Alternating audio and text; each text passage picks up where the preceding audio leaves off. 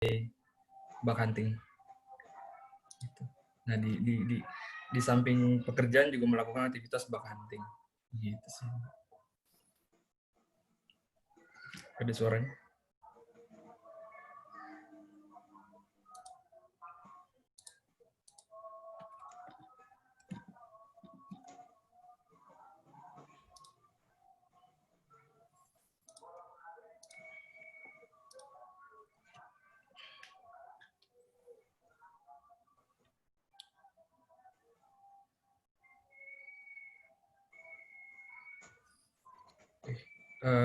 Izin 1 menit ya untuk menunggu azan.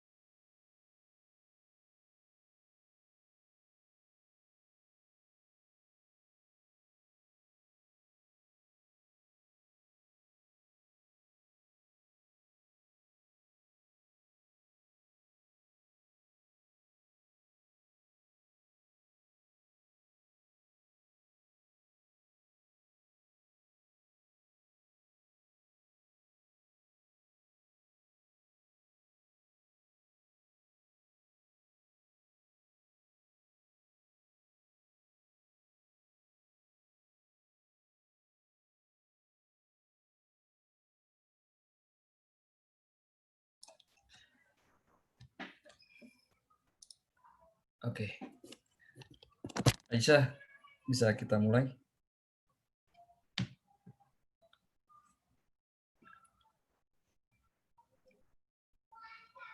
Ada suaranya? Oke. Bismillah. Pertama-tama saya ingin buka dulu ya pertemuan hari ini dengan membaca basmalah. Bismillahirrahmanirrahim. Terima kasih pada teman-teman yang udah hadir di pertemuan sharing session ini dengan membahas basic hacking untuk bug bounty, hack fund, and profit gitu. Nah, sebetulnya ini di luar dugaan, maksudnya gimana ya, di luar dari ekspektasi bahwasannya kira-kira siapa yang berminat. Alhamdulillah ternyata banyak juga gitu antusias dari teman-teman gitu. Ini cukup kali pertama sih, maksudnya untuk saya ngisi sharing session dengan peserta cukup lumayan gitu. Dan insya Allah maksudnya antusiasnya cukup menarik gitu, maksudnya cukup bagus. Nah, insya Allah juga ke depan kita akan ngebawain materi-materi sharing session berikutnya dari Pondasi, Pondok Daring Siber, gitu. Dengan konsentrasi yaitu ingin memberikan warna di khususnya di bidang IT security ini gitu. Nah, gitu. Nah, insya Allah pertemuan hari ini sekitar 30 menit atau 40 menit karena ini hanya basic dan tidak terlalu ngedip gitu, tidak terlalu dalam untuk pembahasannya gitu. Oke, kita mulai. Nah, pertama-tama perkenalkan, nama saya Danang Triatmaja. Struktur organisasi di dalam Pondasi sebagai co-founder. Gitu. Nah, di samping itu juga bekerja di salah satu konsultan IT security, yaitu di Juk Solusi Teknologi. Gitu. Nah, di samping itu kegiatannya ya adalah mencari sebuah kerentanan gitu di program-program bug bounty. Gitu. Nah, kalau misalnya ada yang bertanya, apa sih itu bug bounty gitu? Nah, ke depan insya Allah akan kita bahas. Gitu. Nah, nanti juga di akhir sesi jika ada pertanyaan silakan ditanya gitu. Nanti kita akan sharing. Oke. Nah, kira-kira hari ini agendanya apa gitu? Nah, berikut ada agendanya, itu yang pertama pengenalan tentang bug bounty gitu. Yang kedua pengenalan bug hunter. Terus yang ketiga adalah benefit bug hunting gitu. Kira-kira manfaat apa sih kita kalau ikut aktivitas bug hunting ini gitu. Nah, terus kita mengetahui bug bounty platformnya apa gitu. Artinya apa bug bounty platform? Yaitu sebuah program yang mengadakan adanya bug bounty gitu. Nah, terus basic konsep dari information security. Terus ada pula toolkit yang digunakan di dalam proses bug hunting ini gitu, secara umum. Nah, terus ada tips-tips bug hunting gitu. Oke. Nah, selanjutnya pengenalan tentang bug bounty. Nah, mungkin teman-teman ada yang bertanya ataupun pengen tahu gitu tentang apa sih bug bounty itu gitu. Nah, bug bounty adalah suatu program gitu untuk mencari sebuah bug atau celah keamanan pada suatu aplikasi gitu. Nah, aplikasi itu banyak, ada aplikasi dari website, ada aplikasi bentuknya mobile apps, dan juga ada dari sisi infrastruktur gitu. Nah, adanya bug bounty ini, nah biasanya perusahaan-perusahaan atau sebuah perusahaan gitu. Nah, dia itu ingin menyelenggarakan adanya bug bounty karena apa? Karena satu sisi dia ingin mengapresiasi seseorang yang mempunyai skill di bidang IT security gitu, maksudnya agar terarahkan gitu. Nah, intinya siapa yang berhasil menemukan sebuah celah keamanan, nah nanti dia akan mendapatkan sebuah 3 poin, yaitu pertama apa? Ada sertifikat. Nah, biasanya juga namanya akan masuk ke dalam Hall of Fame, dan yang ketiga bisa mendapatkan uang. Nah, sertifikat, Hall of Fame, dan uang. Nah, kalau Hall of Fame adalah sebuah apresiasi dari penyelenggara program bug bounty untuk mengapresiasi si testernya gitu, seseorang yang menemukan kerentanannya gitu. Nah, misal contoh nanti ada Hall of Fame dari Facebook, Hall of Fame dari Google, Hall of Fame dari apapun. Nanti banyak bisa dicari gitu.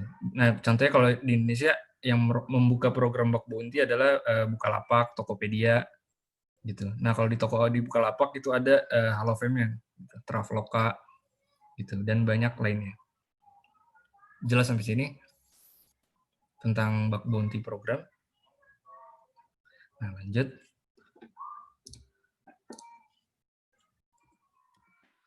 Nah, pengenalan tentang bug hunter. Nah, istilah bug di dalam dunia teknologi adalah sebuah kesalahan terdapat pada kode-kode program gitu. Nah, ini concern-nya adalah di dalam sebuah aplikasi bisa berbentuk website atau mobile apps umumnya sih gitu. Nah, ketika si bug hunter menemukan sebuah celah keamanan, nah nanti yang berdampak kepada keamanan aplikasi tersebut. Nah, nanti itu dilaporkan kepada pemilik program gitu, program yang menyelenggarakan program bug bounty itu. Gitu. Nah, nanti banyak kita akan bahas di depan. Selanjutnya, nah ini flow-nya di pengenalan bug hunter. Nah, jadi sebagai menjalani sebagai bug hunter, kira-kira gambarannya sebagai berikut. Nah, ini bug hunter. Nah, terus dia ngeset target for hunting. Jadi si bug hunter-nya itu mencari target kira-kira apa sih targetnya yang pengen dicari gitu. Nah, kan banyak program-program yang menyelenggarakan bug bounty gitu. Salah satunya apa yang di Indonesia? Ada Tokopedia, Bukalapak, Traveloka, banyak. Terus di di luar sana juga banyak, ada dari Google juga ada ngebuka, Facebook gitu. Nah, nanti juga kita ke depan nanti ada ngebahas tentang platformnya gitu. Platformnya apa aja sih yang ada menyelenggarakan bug bounty, yang rame apa aja gitu. Nah, yang kedua ngeset target gitu, ngeset target for hunting. Ketika kita udah menemukan sebuah target, nah kira-kira selanjutnya apa? Yaitu mencari sebuah bug-nya gitu. Nah, mencari sebuah bug ini itu tidak ucuk-ucuk mencari, tapi ya di samping itu juga ngepelajarin tentang kerentanan-kerentanan apa aja sih common yang sering ditemukan gitu. Nah, ini tidak terlepas dengan OAuth 10, OAuth 10 Web Application Security gitu. Nanti itu ke depan insya Allah akan kita bahas di sharing-sharing session berikutnya. Nah, find bug. Ketika kita sudah menemukan sebuah bug dan itu ternyata vulner gitu, wah ini rentan nih gitu. Nah, ini bisa dieskalasi untuk kelemahan dan ini bisa dimanfaatkan oleh hacker-hacker gitu. Hacker tanda kutip yang nggak baik lah gitu. Nah, terus selanjutnya apa? Kita menuliskan sebuah report. Nah, setelah kita menulis sebuah report, kita kirim ke pemilik program. Nah, lalu si pemilik program melakukan validasi terlebih dahulu selama rentan waktu 2 minggu biasa begitu. Misal kalau kayak Facebook itu biasanya sebulan dia. Jadi 2 minggu masa triaget, baru triaget 2 minggu. Triaget artinya dalam pemantauan, baru 2 minggunya lagi bug tersebut di-fixed atau ditutup. Nah, baru 1 minggu kemudian baru dikasih reward-nya gitu.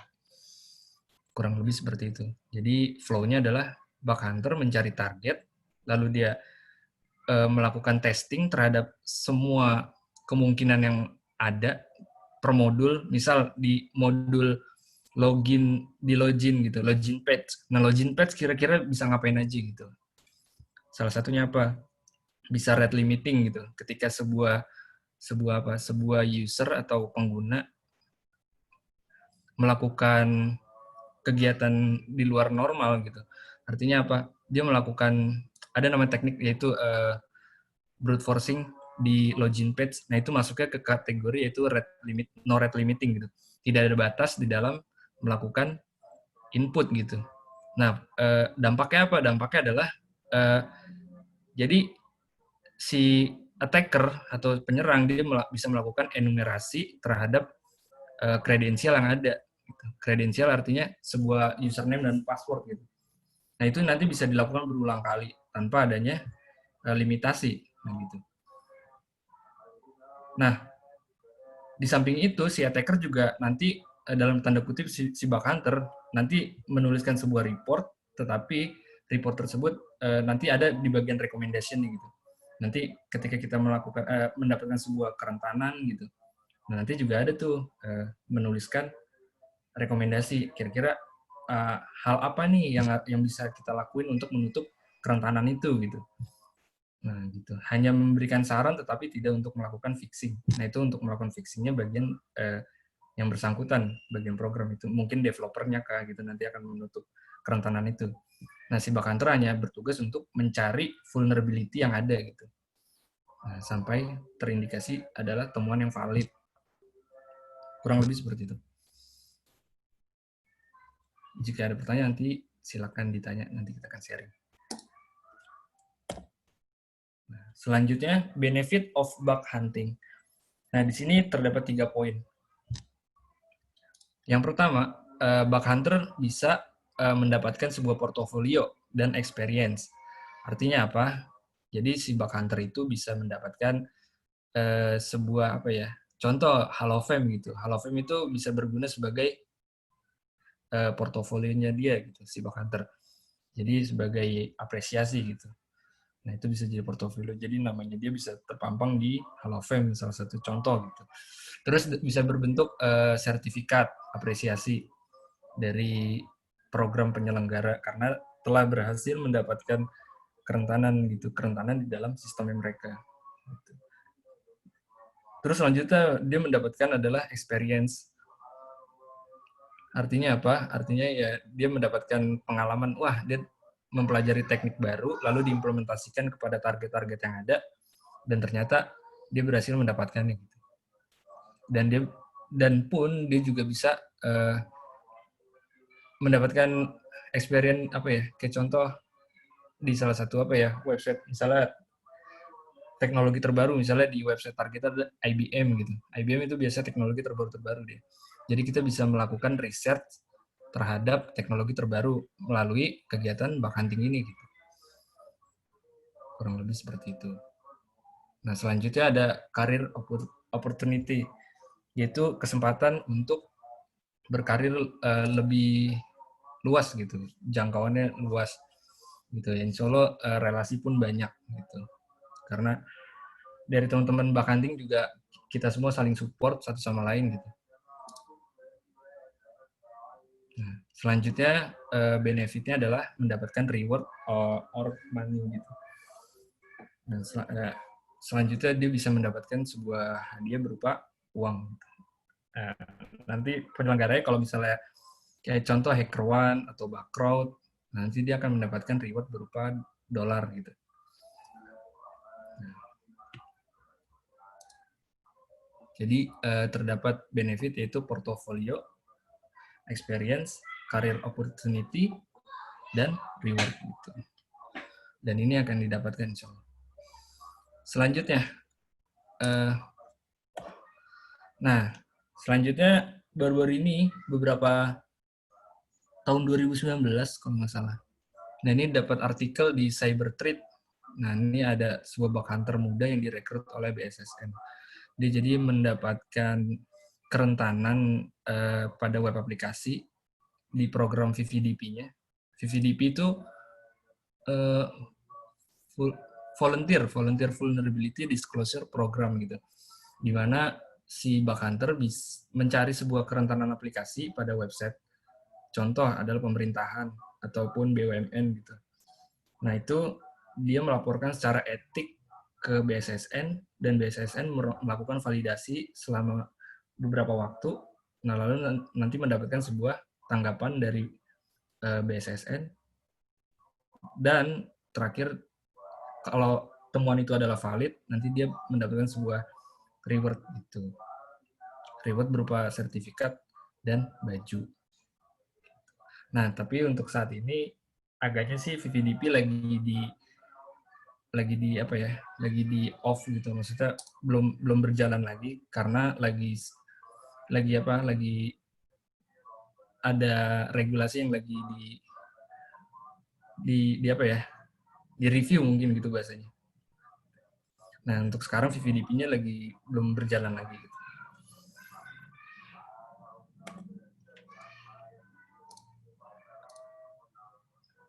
Nah, ini salah satu contohnya di program HackerOne, di platform HackerOne. Nah, jadi HackerOne itu sebuah website di mana itu dia bentuknya bug bounty platform. Nah, di dalam HackerOne itu banyak program-program terkait yang menyelenggarakan bug bounty gitu. Contoh program Shopify, ada mail.ru, Zomato, ada PlayStation gitu. Nah, ini adalah sebuah nama kerentanannya. Kerentanannya apa? Yaitu GraphQL. Nah, ini contohnya. Nah, selanjutnya ada ini gitu. Dan ini bentuknya namanya write up. Jadi write up ini bisa kita pelajari. Ini salah satu benefitnya.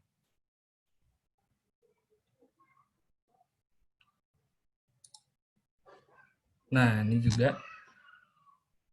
Nah, ini satu temuan yang beberapa bulan lalu saya temuin di program Instagram gitu. Dan dihadiahi $500. Jadi programnya itu tidak membutuhkan teknikal gitu, teknikal apa ya? Ini hanya memperhatikan dari cara kerja aplikasinya gitu. Nah, ini temuan ini ditemuin di aplikasi Instagram. Nah, jadi di mana kan di Instagram itu ada fitur yaitu login activity. Nah, di login activity itu kita bisa memantau aplikasi akun yang apa ya? Akun yang terhubung kepada device-device yang ada gitu. Misal Instagram kita lagi login di laptop A, terus Instagram kita juga sedang login di device B gitu. Nah, ketika kita melakukan logout session, kan ada di login activity.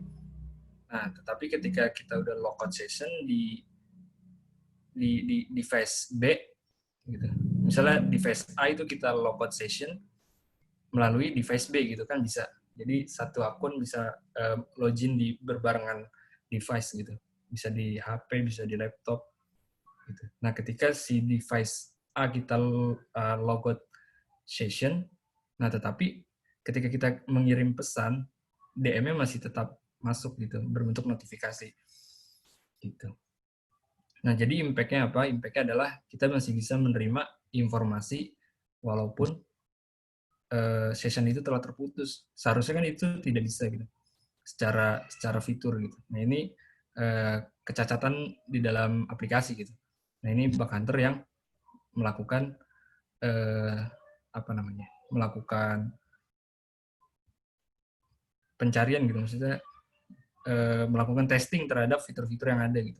Nah, ketika fitur itu tidak berjalan sesuai semestinya, nah itu bisa dikatakan sebuah bug gitu.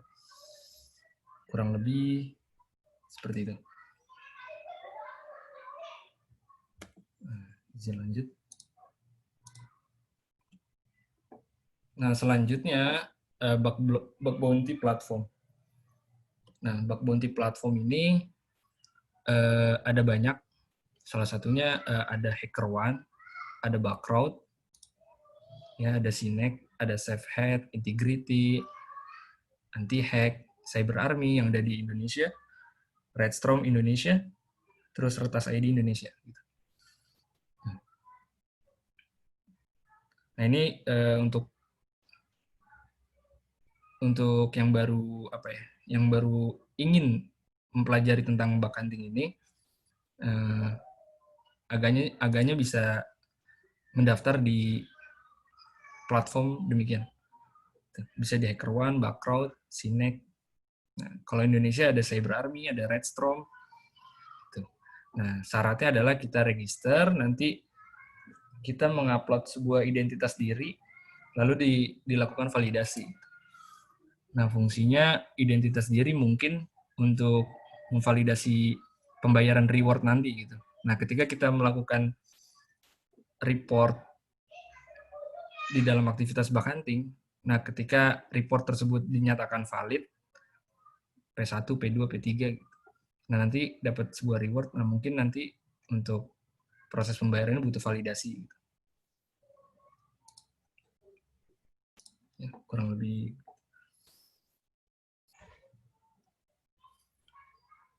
Selanjutnya, nah selanjutnya toolkit for bug hunting.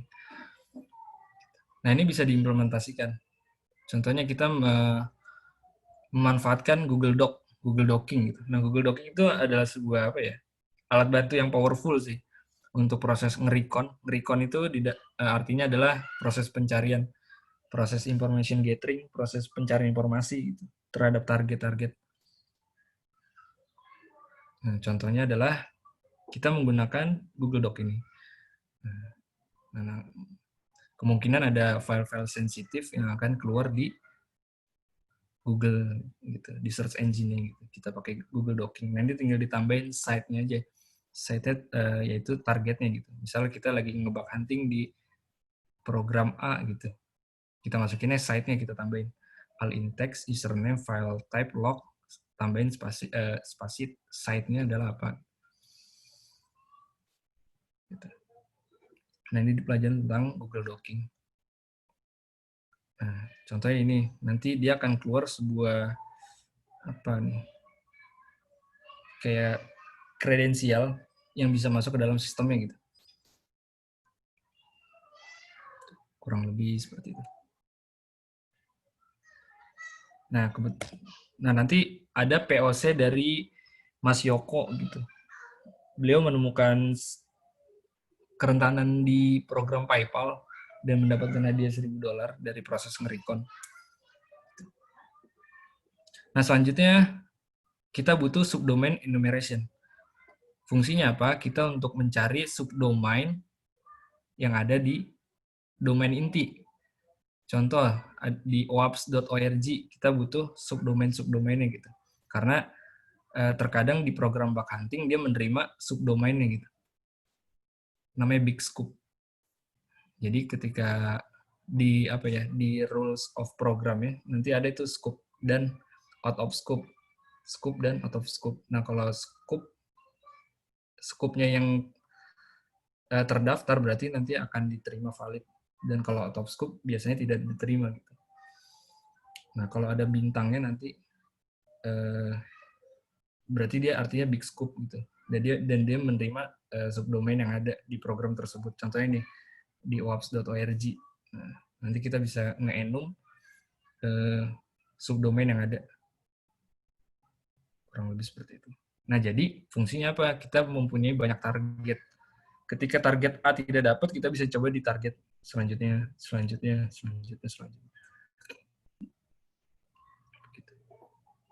Nah, di sini pun tools dari subdomain ada banyak. Kita bisa pakai Sudomi. Sudomi ini buatan orang Indonesia punya, namanya Mas Edo Malan. Nah, selanjutnya ada Sublister, ada Amas, ada DNS Recon, Subroot, Subfinder. Nah, fungsinya pun sama. Dia untuk nge-catch atau dia untuk nge-enum dari domain untuk mencari subdomain-subdomain ini. Nah, biasanya saya menggunakannya di antara dua ini, Sudomi dan Sublister. Nah, kalau Sudomi, dia ini lebih powerful sih. Dia bisa ngecek subdomain yang aktif gitu, pakai HTTP prop. Nah, jadi kalau ada tools yang nge-catch subdomain banyak gitu, sampai bahkan bisa sampai seribuan gitu, 1000 domain, subdomain. Tetapi dia tidak bisa mengecek di toolsnya itu web subdomain mana saja yang aktif gitu. Nah, tetapi kalau di Sudomi ini itu udah dilengkapin sama fitur tersebut. Jadi kita tinggal menggunakan menerima hasil subdomain yang aktif aja gitu. Udah langsung di filter otomatis oleh Sudomi.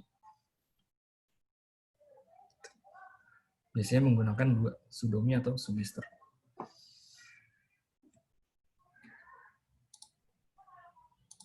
Oke. Nah, toolkit selanjutnya, kita butuh directory enumeration. Nah, di sini umumnya yang digunakan 4 tools. Kita bisa pakai dir search, bisa gobuster, dir, dan dirbuster. Nah, fungsinya apa? Fungsinya adalah kita mengecek sebuah domain. Contoh, domainnya ini, domain ini kita pengen tahu isi dari domain ini, domain tersebut. Gitu. Mungkin kemungkinan ada sebuah file yang tidak tertutup oleh developernya dan file tersebut berisikan sebuah kredensial gitu. Kita bisa melakukan testingnya menggunakan tools di research ini gitu untuk mengecek direktori yang ada. Nah, contohnya kayak gini. Kita menggunakan tools di research. Nah, nanti akan keluar nih file-filenya. Nah, dan di samping itu kita harus mengerti respon yang ditampilkan. Contoh 400 responnya apa, 301 respon artinya apa gitu. 403 respon artinya apa. Nah, kalau 200 kan artinya itu bisa terbuka gitu halaman tersebut. Nah, nanti kita harus pelajarin tentang arti respon ini.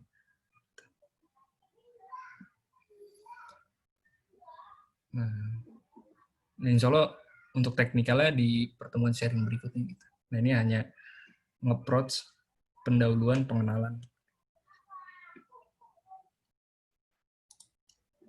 Oke. Jadi untuk directory enumeration kita bisa pakai dir search, gobuster, dir, dan dirbuster. Nah, di dir search juga kita juga butuh apa ya? Tipsnya adalah kita butuh word list yang apa ya? Harus kaya word list gitu. Kadang ada website yang unik gitu di directory-nya. Nah, kita harus kumpulin tuh word list yang dari berbagai sumber, misalnya dari ada namanya Bakanter itu namanya Jadik gitu. Jadik, Nahamsek dan sebagainya. Nah, kita kumpulin aja, kita jadi satu. Nanti itu pilot word list tersebut yang akan digunakan di dalam proses enumeration directory. Nah, jadi kesimpulannya apa? Kesimpulannya adalah ketika kita punya apa ya, kaya akan word list, semakin bagus gitu. Semakin kaya word list, ya semakin bagus. Jadi apa ya, kesempatan untuk mendapatkan file-file sensitif semakin semakin semakin semakin gampang lah gitu kemungkinannya gitu. Jadi catatannya adalah mengumpulkan word list. Nanti ada trik-triknya dikumpulin.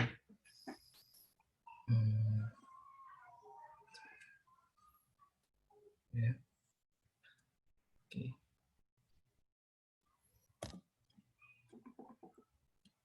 Ada lagi nih. Nah, ini kalau ini untuk ekstensi yang akan dicari, nah ini nanti bisa di custom nih apa yang pengen dicoba cari di target tersebut. Di PHP, ASP. Nah, kan ada tuh ekstensi file-file. Kita pengen concernnya kemana? Ke PHP doang, berarti PHP doang.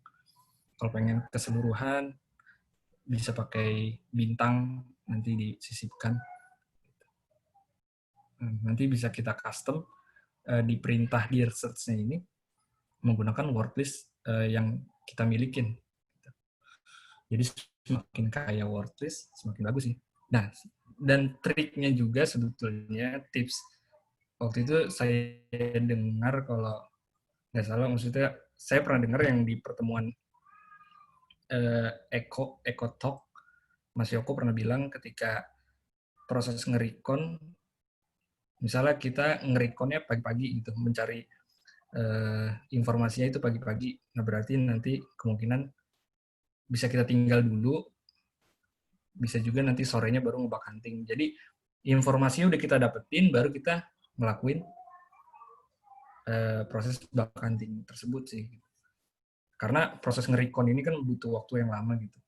Enaknya kita tinggal aja dulu, baru beberapa jam kemudian baru kita melakukan proses bug hunting. Nah, ini termasuk di dalam proses nge-recon. Nge-enum sebanyak-banyaknya untuk mendapatkan informasi. Oke, izin lanjut. Nah, terus kita butuh Nmap untuk mengecek service yang ada. Mengecek service dari target. Misal target A itu service yang hidup apa aja, itu bisa kita cek. Misal contoh, vulnerability atau kerentanan dari SSL-nya. Itu SSL bisa kita cek, itu kira-kira bisa kita DDoS attack atau enggak gitu. Itu banyak. Nanti dieksplor tentang Nmap itu penting. Direktori enum penting. Subdomain enumeration itu penting. Proses nge-recon sih. Nah, terus ada vulnerability scanner. Nah, ini biasanya digunakan untuk kegiatan pen testing sendiri sih di proses tahap awal, yaitu vulnerability assessment. Artinya adalah menilai kerentanan. Dia hanya memberikan nilai, tetapi tidak melakukan validasi atas report yang dikeluarkan oleh tools ini tersebut gitu. Contoh, tools Nessus vulnerability scanner. Tools Nessus ini dia hanya berfungsi untuk melakukan vulnerability assessment saja gitu. Hanya melakukan mengeluarkan report aja. Ada kemungkinan bahwa ini bisa ada vulner high atau medium kah atau low kah gitu.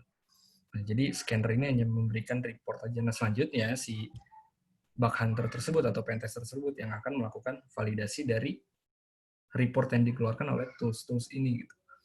Nah, contoh ini banyak, ada tools dari Nessus, OpenFast, Akunetic, Qualys, Nextpost, NetSparker. Nah, biasanya menggunakan Burp Suite nih. Saya ini mengambil source image dari Mas Faisal Yudo, yang udah izin sama dia. Nah, biasanya saya menggunakan sekaligus pakai Burp Suite, jadi langsung ada fitur namanya Spider and Crawler. Spider itu nanti untuk mencari kerentanannya. Contoh, ketika kita spider scan website-nya, nanti si Burp Suite itu akan mencari otomatis dan nge-crawling gitu. Nge-crawling artinya mencari parameter-parameter yang ada secara otomatis. Nah, tugasnya kita yang akan mengeksplor dan memvalidasi dari temuan tersebut dari yang dikeluarkan oleh tools gitu. Jadi tools hanya alat bantu gitu. Selanjutnya adalah si pentester atau si bug hunter-nya sendiri gitu. Kurang lebih gitu.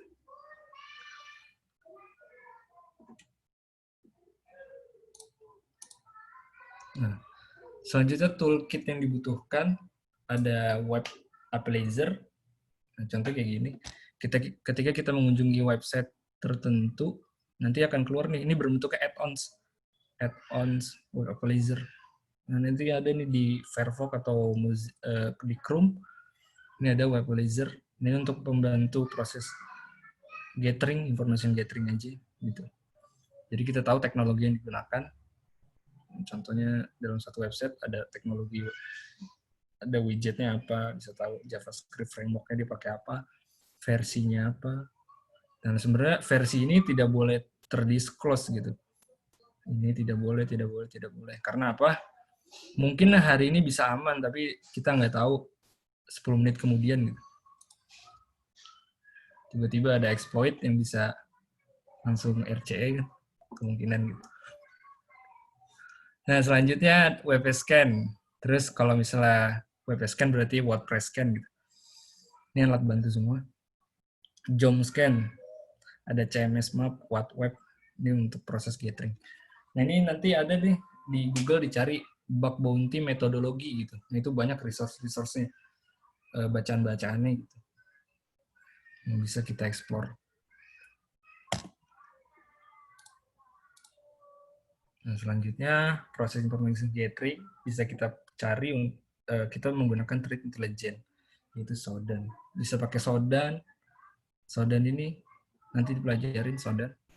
Ada Chances, ada Greynos, security trail. Biasanya umumnya pakai Shodan.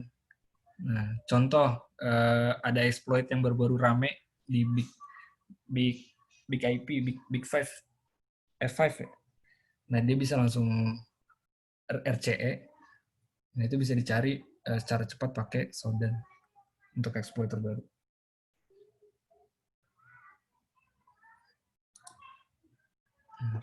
Nah, ini contoh bug bounty yang didapatkan dari hasil nge-recon. Nah, ini temuannya yaitu menemukan sensitive information leak berupa kredensial. Nah, ini tidak membutuhkan sebuah technical skill, tapi hanya apa ya? Yang penting apa gimana? Yang penting tahu aja gitu keywordnya apa, terus kita harus teliti gitu, dan harus ada datanya juga di source-nya. Kalau nggak ada berarti nggak dapat. Nah, contoh di sini nih, di program privat di Bakrot ini Bakrot. Nah, ini contoh satu yang pernah saya temuin. Tapi ini saya ngambil screenshot dari ada videonya GitHub sensitive data information bug bounty keywordnya gitu. Nanti di source-nya dari Bakrot. Nah, itu ada itu videonya selama 2 jam gitu. 2 jam atau 40 menit. Nah, itu ada, dia menyediakan tutorial gimana cara mendapatkan kredensial leak. Nah, contoh ini mendapatkan kredensial di salah satu API-nya tadi di portal gitu. Ketika kita masukin targetnya, terus masukin keywordnya itu ini contohnya. Jadi kita masukin kan di GitHub ada tuh fitur search, tapi syaratnya harus daftar akun dulu.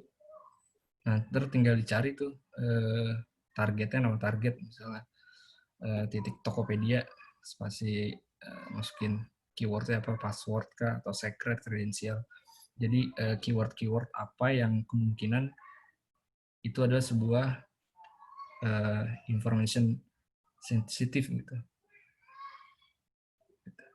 Yang kemungkinan itu bisa dieskalasi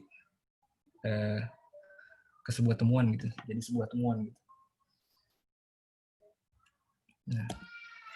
Nah, ini contoh hasilnya. Jadi contoh hasilnya ketika kita nge-recon via GitHub, yang bisa kita temukan adalah sebuah data sensitif. Contohnya ini ada database gitu. Nah, ini penting untuk para developer gitu yang bekerja di bidang ini untuk menutup gitu informasi-informasi, jangan dipublik di GitHub.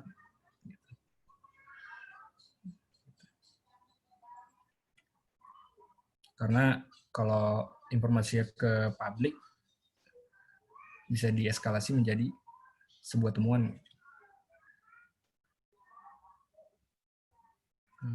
Kurang lebih seperti itu. Ini via GitHub ya.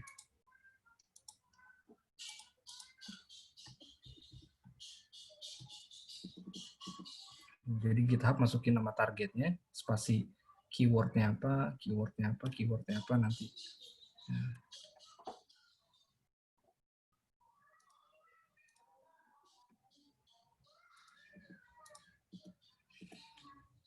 Selanjutnya, nah agaknya sih seorang bug hunter harus mengetahui dari OWASP Top 10. Nah, konsentrasi yaitu Web Application Security. Nah, di sini kerentanan apa yang sering terjadi gitu. Salah satunya ada 10 tentang, yaitu pertama adalah injection, broken notification, sensitive data exposure, XML external entity, broken access control, security misconfiguration, cross-site scripting, insecure deserialization, 9, 10, insufficient logging and monitoring. Nah, 10 ini adalah 10 tema yang sering terjadi di web application security, kerentanannya apa aja.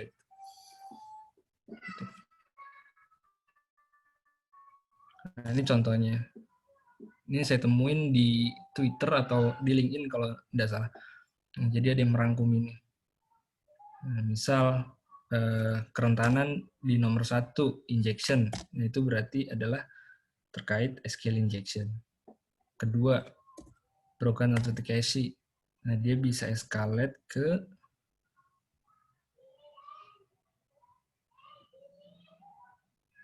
broken authentication by nih unauthorized access. Terus yang ketiga, sensitive to exposure. Itu. Jadi ada mind map-nya. Rute-rutenya yang apa yang harus dicari gitu sih. Broken access control ini terkait IDOR, dia bisa merubah data pengguna lain melalui biasanya parameter-parameter ID gitu. Insya Allah nanti akan kita bahas di sharing session berikutnya. Nah, contoh kerentanan di SQL injection gitu. SQL injection apa adalah sebuah teknik hacking untuk mendapatkan akses sistem database. Nah, contohnya adalah bisa melakukan bypass autentikasi dan pencurian informasi, yaitu berupa database. Nah, jadi sebuah login form itu kemungkinan bisa dilakukan autentikasi bypass dengan pilot-pilot seperti ini.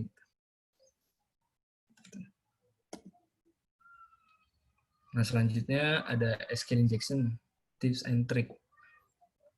Nah, ketika kita menemukan sebuah parameter seperti ini, gitu, nah ini tinggal dikasih kutip. Kalau misalkan error, itu bisa dieskalasi menggunakan SQL Map gitu, tools SQL Map.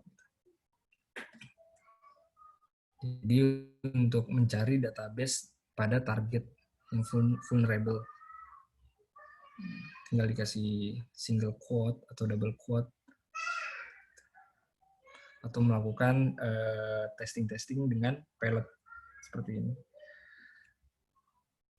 Nah, insya Allah di sharing session berikutnya kita akan bahas. Nah, selanjutnya, ketika mendapatkan vulner kayak gini, nah ini bisa dieskalasi ke pakai SQL. Nah, nanti goals-nya adalah kita bisa masuk ke dalam database sistem mereka. Gitu. Ketika udah bisa berhasil masuk, kita membuat report gitu ke program yang bersangkutan. Kalaupun tidak, itu bisa kita tanyakan, kita email dulu baik-baik secara etik. Apakah website ini atau website saudara misalnya mengadakan program bug bounty atau tidak. Jika iya, saya menemukan sebuah kerentanan yang akan bisa saya buatkan reportnya. Minta izin terlebih dahulu.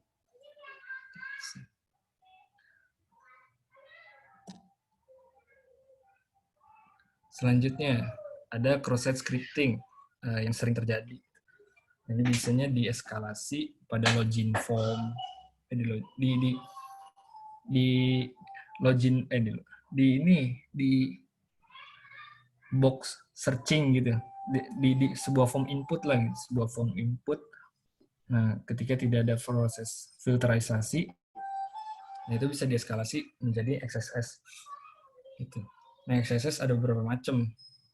Nanti akan kita explore. Tetapi di pertemuan ini saya membawakan dua materi, ada reflected XSS dan stored XSS. Nah, contohnya gini, ketika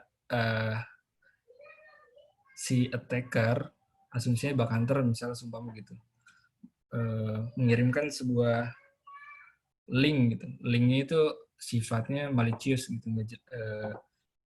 sudah disisipkan sebuah script. Nah, ketika itu di execute kepada victim atau korban, nah dampaknya adalah kita bisa mendapatkan cookie dari korban tersebut. Dampak lebih jauhnya kita bisa melakukan takeover gitu. Kita bisa melakukan takeover terhadap victim tersebut. Nah, bahayanya adalah ketika dia sudah masuk ke dalam sistem, misal sistem aplikasi Facebook, contohnya di website, kita bisa mendapatkan cookie-nya gitu melalui XSS. Secara lebih jauh itu bisa melakukan sebuah takeover akun. Nah, selanjutnya ada stored XSS. Bedanya adalah Kalau reflected itu biasanya memang si attacker mengirimkan sebuah link aja gitu, link jadi. Kunjungi link tersebut gitu, misal contoh mendapatkan email atau apapun itu, misalnya tolong kunjungi website ini gitu, berbentuk kayak link. Nah itu biasanya bisa indikasi bahwa itu adalah disisipkan sebuah malicious code gitu, skrip-skrip yang berbahaya. Nah selanjutnya ada stored XSS. Bedanya adalah kalau stored dia malicious code-nya atau skrip-skripnya itu tersimpan di dalam website tersebut gitu. Nah ini bisa dieksplor sih di YouTube atau di tulisan-tulisan Medium gitu tentang reflected XSS, bagaimana cara mencarinya, stored XSS gimana. Gitu. Nah ketika kita sudah paham, nah baiknya sih itu bisa diimplementasikan ke program-program lainnya gitu. Jadi ketika kita sudah tahu satu isu, itu sebenarnya bisa kita terapkan di banyak target gitu, enaknya begitu. Nah, tetapi kadang kurang beruntungnya adalah bug hunter itu mendapatkan sebuah duplikat gitu. Ketika udah nge-report ternyata udah di-report orang lain. Mendapatkan hasil duplikat. Jadi tidak mendapatkan reward, hanya mendapatkan experience-nya aja.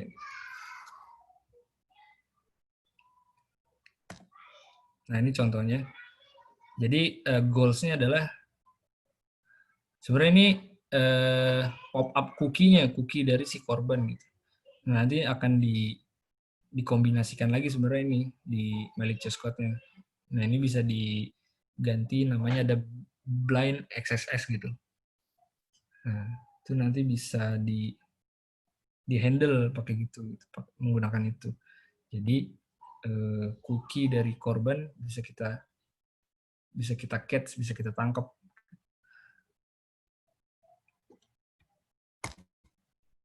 Nah, selanjutnya writing report bug bounty.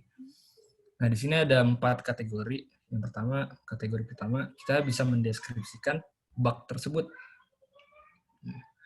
Yang kedua, kita bisa menjelaskan impact dari bug tersebut. Yang ketiga adalah kita bisa mereproduce. Yang keempat, kita bisa memberikan rekomendasi. Nah, ini hanya berupa tulisan, tetapi kita tidak memiliki tanggung jawab untuk menutup kerentanan itu gitu. Itu udah urusan mereka gitu. Sama halnya di bagian pentester juga demikian. Nah, ini juga ada linknya, link tulisan dari Mas Yoko. Silakan dicari tips menulis laporan kerentanan. Nah, beliau ini bagus tulisannya, saya sering baca. Bagaimana cara menulis laporan yang baik dalam sudut pandang bug hunting.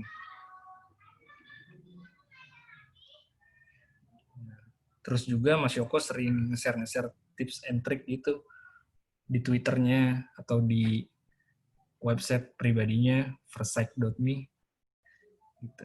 Sering memberikan POC-POC yang mudah didapatkan gitu. Salah satunya di exploit SSH username gitu melalui sebuah IP address public.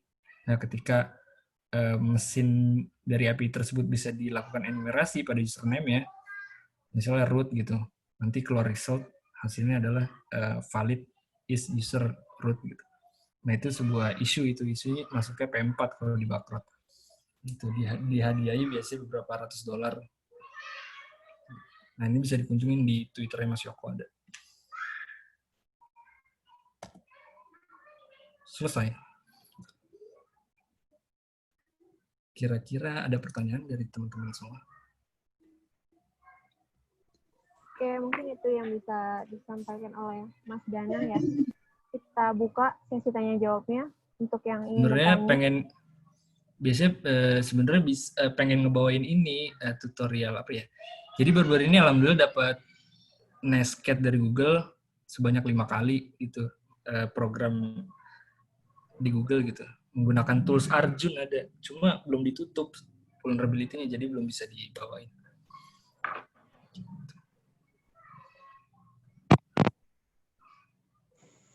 Ingin bertanya silakan.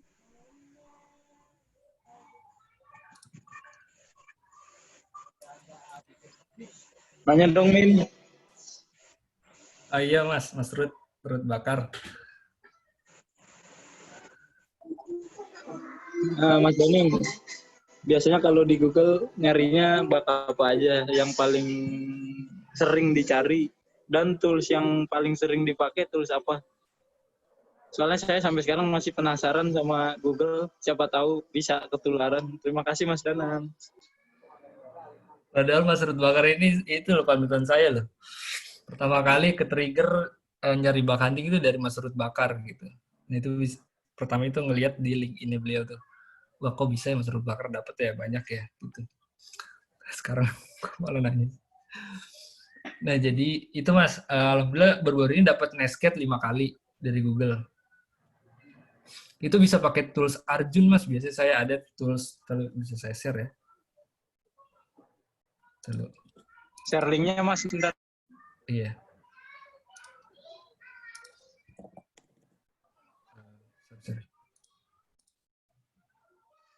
Mas ada pertanyaan dari M. Akmal F. Dulu sering main-main CTF nggak, Mas?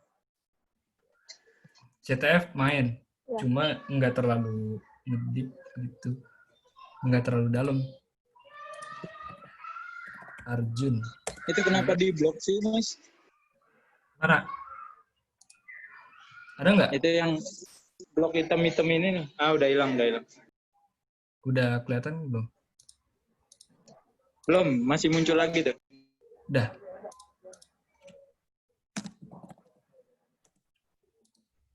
Udah Mas, Ruth Bakar. Udah hilang. Udah. Nah biasanya sih saya nyari pakai ini Mas, XSS yang baru kemarin dapat. Jadi untuk ngebongkar parameter yang ada, contoh di website apa ya, Google akuisisi yang terbaru.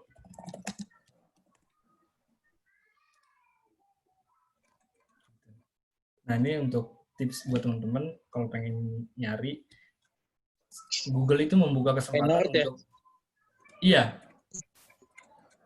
Pantesan duplikat semua. Ternyata udah sama Mas Danang diborong. Nih, kebetulan dia baru mengakuisisi program Nord, ada nama aplikasi Nord gitu. Nah, Google itu ngebuka kesempatan untuk para bank hunter nyari di program akuisisinya gitu. Itu kan ada banyak. Nemunya di parameter inti apa parameter lain, Mas? Di subdomain. Iya, maksudnya kan di Nord itu ada parameter intinya yang pas kita akses domainnya langsung ada parameter tuh. Apa di hidden parameter? Ini di kayak gini. Ini bisa kita cari pakai tools Arjun. Nah, nanti dibongkar tuh sama tools Arjun parameter yang terhiddennya apa aja. Itu sih, Mas. Nah, ini insya Allah di sharing session berikutnya. Gitu. Nah, itu untuk apa lagi ya? Untuk nyari XSS-nya, kita bisa melakukan manual atau pakai tools ada namanya Expier. Dari nanti dia baru dengar. Expier baru dengar sih. Iya. Enggak, mungkin Mas udah tahu lah.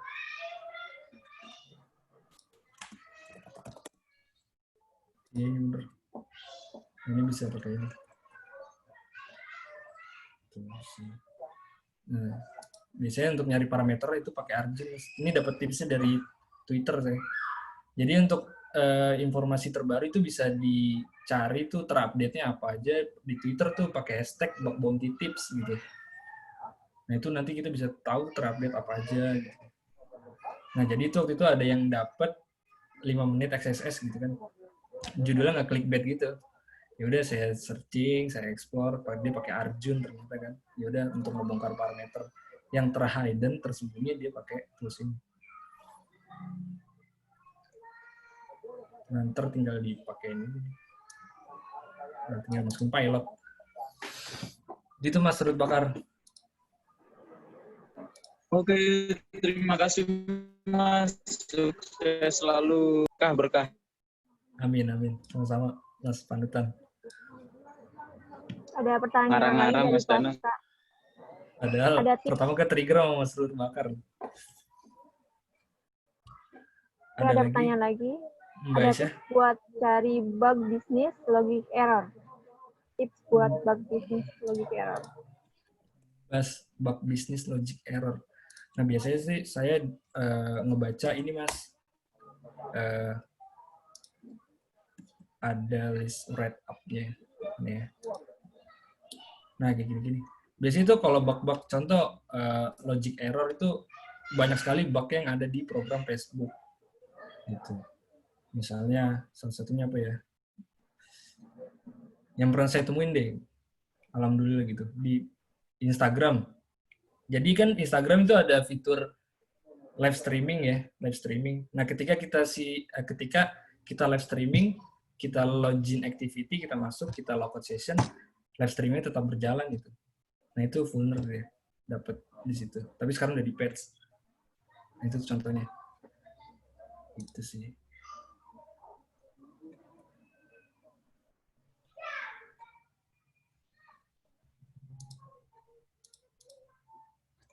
Nah, contoh gini. Di sini ada kumpulan write up-nya. Ini. Gitu sih. Biasanya saya baca-baca tentang bug ini, terus saya terapin ke program lainnya gitu.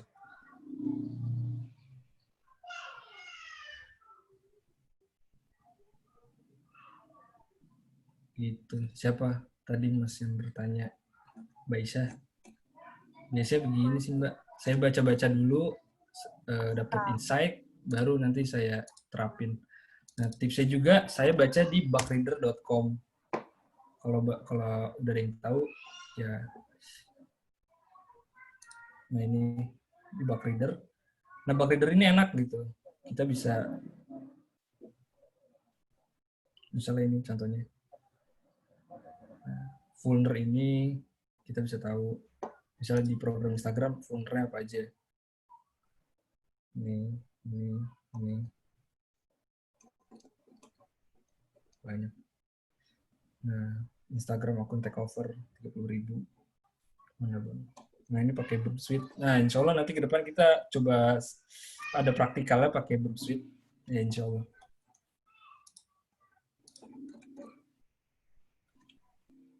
Iya, Mas Ari. Mas Danang mau nanya dong, boleh nggak? Iya. Saya kan masih pemula nih Mas, mau nanya. Biasanya berapa lama sih Mas kalau nyari satu bug di satu service atau platform gitu? Terus apa sih tips triknya Mas yang bikin kita semangat gitu buat nyari vulnerability di service itu gitu kan, biasanya bikin males tuh nyarinya kalau nggak ketemu pusing tuh. Mohon bimbingannya Mas Danang. Ini juga masih belajar Mas Ari. Nah, mungkin tipsnya satu, kita udah pasti harus itu ya, tahu biasanya itu isunya apa aja nih dari sini. Contoh, kalau pengen explore di Facebook ya berarti kita harus tahu vulner yang ada di Facebook biasanya apa aja. Nah, kita banyakin dah bahasanya, kita baca-baca dulu apa gitu, bahan-bahan kita udah punya, baru kita terapin pakai metode yang lain gitu. Misalnya. Nah, terus yang udah pasti ya, maaf, ini bukannya menggurui, tapi hanya sharing gitu. Tentang kita menggunakan Linux itu udah wajib sih kalau menurut saya gitu. Linux itu wajib, karena apa? Nanti kita banyak berhubungan di situ tuh. Dari menggunakan tools-nya, apa lagi ya. Yang udah pasti kita berhubungan tools-nya itu banyak menggunakan Linux gitu. Jadi untuk yang baru, tentang gambaran Linux itu apa, bisa dipelajarin gitu. Apalagi yang berhubungan nanti ke depan IT security gitu, itu udah pasti berhubungan sama Linux gitu. Terus ngepelajarin Burp Suite itu adalah pasti. Suite tools ini adalah pasti karena kita berhubungan sama web application tester gitu. Nah, ini powerful sih. Insya Allah ke depan kita akan bahas ini. Jadi kita bisa ngecek respon-respon yang ada, terus bisa kita manipulatif datanya gitu. Contoh, banyak sih vulner-vulnernya. Untuk merubah sesuatu lah manipulatif data gitu. Dan di situ nanti kita bahas tentang IDOR, tentang privilege eskalasi. Gitu. Ini Burp Suite itu wajib sih. Terus tools-toolsnya yang tadi disebutin tentang subdomain enumerasi, directory enumerasi, tentang information gathering dan reconnaissance, itu insya Allah udah sering berhubungan dengan itu sih gitu. Nah, terus nggak lupa juga baca-baca di Pentesterland.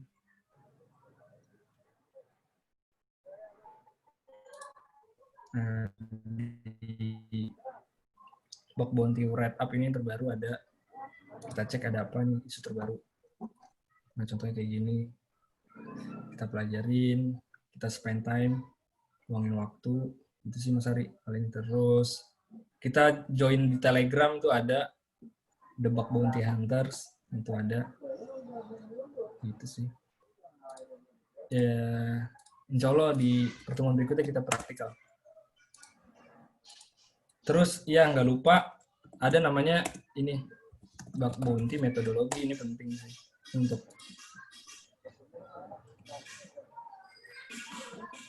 ngasih gambaran.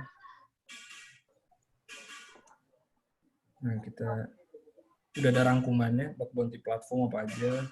Terus kita daftar dulu hadiahnya. Nah, ini bahan bacaannya. Nah, ini lab environment-nya kita bisa pakai BWPP. Nah, nanti itu saya juga latihan di BWPP, White God. Nah, ini ada juga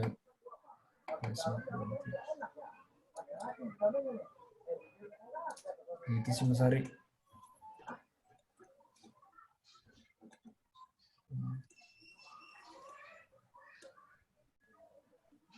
Gitu sih.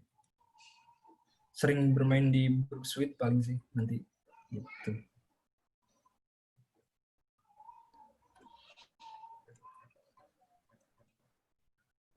Nah, untuk waktunya paling 2 jam, habis itu istirahat, refreshing, penyegaran, baru habis itu ya kalau pengen ngebak hunting lanjut lagi, kalau enggak ya udah ditinggal nge-recon aja gitu. Baru nanti mungkin sore bahasanya gimana?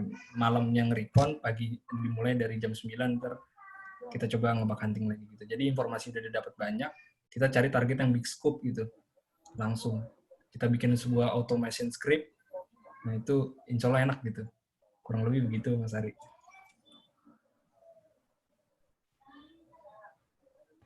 Oke Mas, makasih tipsnya. Sama-sama Mas Ari. Ada pertanyaan lagi dari Ahmad. Mas Danang main Hack the Box gak Mas? Seriusan dong. Ada Mas? Oh. Hack the Box. Ada main Hack the Box. Ada.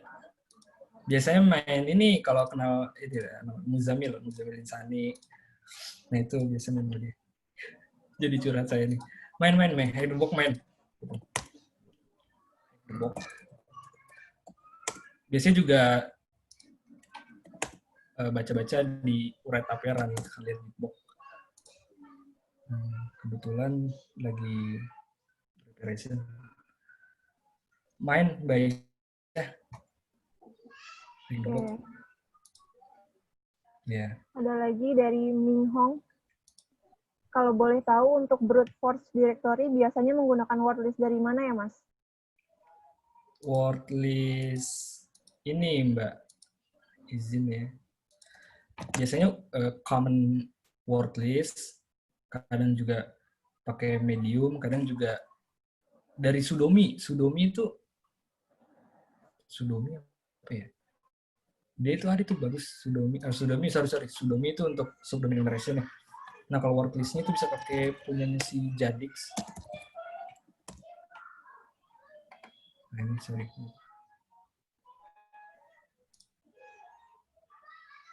Nah, nanti itu dikumpulin aja tuh. Kadang juga pakai Nahamsec. diperkaya aja word list-nya. Cari-cari deh. Ini untuk subdomain ya.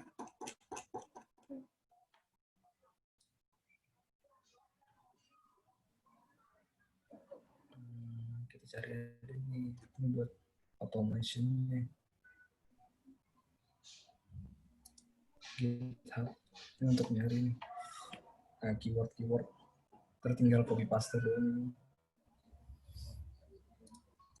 Dikumpulin aja mungkin Mbak, bisa dari ini nih checklist web content, jadi diperkaya word list aja itu sih, nggak ada yang khusus, cuma diperbanyak word list aja, tapi nanti ditinggal gitu, nggak langsung pengen hunting jam 7 juga baru nge-recon gitu. Biasanya sih saya beberapa jam kemudian sebelumnya gitu udah saya siapin nge-recon dulu, informasi udah didapat baru nge-hunting gitu. Kurang lebih begitu Mbak Aisyah. Oke. Lanjut ya ke pertanyaan selanjutnya. Untuk wordlist diperkaya aja. Oke, ada pertanyaan selanjutnya dari Mas Randi. Ada tips nggak Mas untuk recon supaya nggak ke take down sama firewall? Oh, agak susah. Kalau biasanya kita keblok sama WAF yang ada tuh sama website gitu. Itu bisa di bypass, tapi kita harus tahu itu IP-nya dia. Tapi gimana caranya untuk tahu IP-nya? Cari cara nge-bypass website-nya itu untuk cari IP-nya. Biasanya melalui IP address sih bisa ke-catch. Tapi itu agak possible agak susah sih gitu. Jawabannya agak susah Mbak. Kalau kita apa tadi nge-scan ya? Apa? Untuk recon supaya nggak ke take down sama firewall. Iya. Iya kadang kita ke take down sih. Ya, jadi agak susah ya. Agak sulit. Paling jangan yang via scan. Kita cari yang lain nge-recon ada banyak sih. Cari-cari metode yang lain gitu. Iya memang kadang kita ke blok firewall ya. Gitu. Nah juga bisa nanti pakai Brook Suite ya, pakai intruder. Nah, juga belum pakai intruder, nanti dimasukin tuh word list-nya. Gitu. Kadang cara gitu sih. Ya, itu Mas Andi jawabannya. Insya Allah nanti deh, iya. Dari Mas Afrinaldi, kalau ada web application firewall, gimana ya Mas tipsnya? Web application firewall. Oh, iya misal ada WAF namanya Cloudflare gitu. Nah, ketika si bug hunter ngelakuin testing, itu kan nggak mungkin sekali testing bisa dapat gitu. Nah, biasanya itu butuh berulang kali gitu, perulangan. Nah, si WAF ini dia yang mendeteksi adanya anomali activity gitu, anomali kegiatan yang anomali tidak wajar. Nah, itu yang akan di blok nanti IP kita gitu. Gitu sih. Ya udah kalau di blok memang agak susah sih Mbak gitu. Paling cari cara nge-bypass-nya aja. Gitu. Misalnya banyak di apa ya?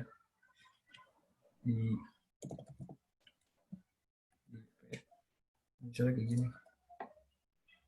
Tas film.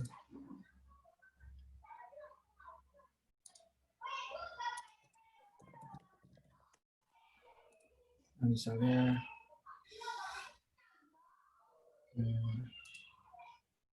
kayak gini. Nah, kadang seumpama asumsinya akun Netik ini punya WAF. Ketika kita masukin sebuah script pilot seperti ini,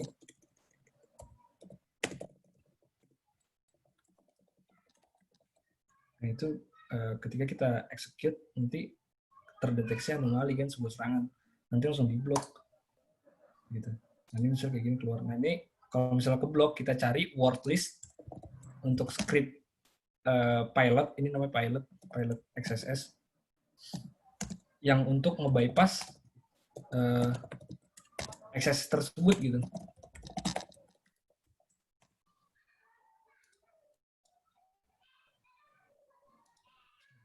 Nah, Nah, ini banyak bisa kita cari di apa ya? Di Twitter yang terbaru ada misalnya gitu.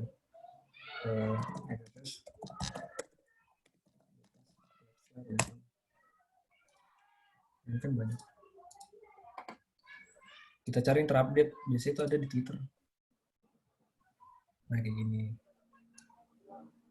Nah, ini berlaku untuk WAF-nya itu Cloudflare. Itu Mbak Aisyah.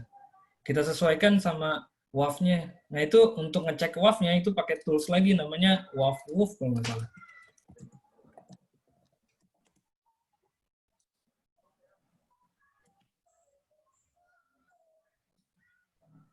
Iya betul. WAF-Woof. Ini untuk mengecek WAF-nya dulu. Gitu. Misalnya kita temu target dia menggunakan WAF apa, lalu kita coba identify dulu, baru kita cari tuh worklist yang pilot yang sesuai untuk nge-bypass apa yang pengen kita cari untuk isunya, misalnya isunya XSS, isunya apa, gitu aja dicari tips biasanya saya nyari. Nah ini kan ada nih tentang terbaru bagaimana saya merubah password victim menggunakan IDM Bunker Attack. Kita pelajarin sebabnya. Ini sharing aja ya.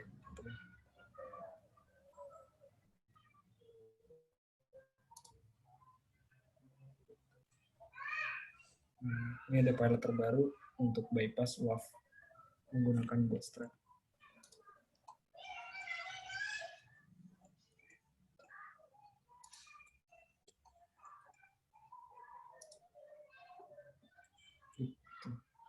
Insya Allah pertemuan berikutnya.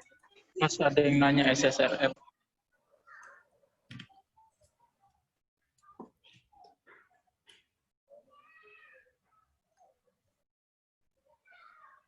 Kurang lebih begitu Mbak Isa untuk sharingnya. Oke, ini satu pertanyaan terakhir ya. Mas Danang, saya mau nanya kalau misalnya mau hunting sebuah bug, apakah harus di web yang punya program aja atau bebas cari? Kalau misalnya bebas, apa batasannya Mas di bug hunting? Biasanya pakai ini Mbak. Kalau nggak dari platform, saya menggunakan ini apa? Google Doc. Gitu. Gini paling. Iya, kita cari yang ngadain program bug bounty gitu sih. Biasanya jarang kalau nyari di Indonesia. Soalnya kadang responsifnya agak ini sih. Walaupun direspon tetapi pengen nyari yang lebih cepat responsif gitu. Kurang lebih begitu. Bisa pakai Google Doc, bisa pakai ini. Kita join di platform atau join di Redstroke untuk Indonesia. Nah, ini responsifnya cepat sih kalau pakai platform ini. Di antara dua ini silakan didaftar. Nah, ntar ngeliat di top rank-nya ada nama Ruth Bakar. Kurang lebih begitu Mbak Aisyah. Oke. Karena waktunya juga sudah lewat dari mestinya ya. Dan banyak pertanyaan yang belum terjawab. Mungkin bisa join ke akun Slack kami di pondasi.in. Nanti bisa diskusi lebih lanjutnya di sana ya, Mas. Ini untuk pertanyaan yang belum terjawab. Lalu kita juga ada akun Instagram sama namanya @pondasi.in. Dan untuk info seperti yang tadi ditanya, apakah ada tutorialnya atau apa, mungkin itu bisa jadi masukan kami di sesi diskusi berikutnya. Jangan lupa untuk lihat informasi-informasi terkait diskusi berikutnya di Instagram kami di @pondasi.in ya. Lalu di Slack kami juga ada, dan untuk hasil record hari ini akan kami share di akun Slack kami juga. Itu mungkin untuk diskusi hari ini cukup sekian, kami tutup. Kurang lebihnya mohon maaf. Wassalamualaikum warahmatullahi wabarakatuh. Waalaikumsalam warahmatullahi wabarakatuh. Salam. Terima kasih Mas Danang ya. Sama-sama. Salam.